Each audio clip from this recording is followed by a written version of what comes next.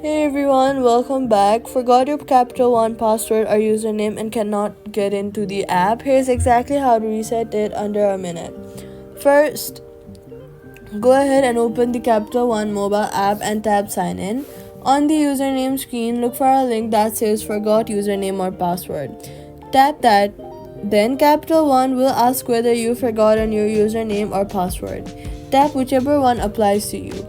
If it's your password, enter your username first and tap Continue.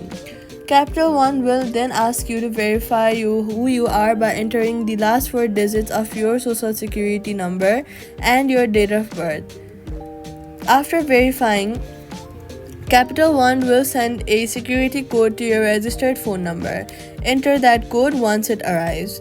You now will be taken to the screen where you can type your new password. Enter that code. Create a strong password with letters, numbers, and symbols.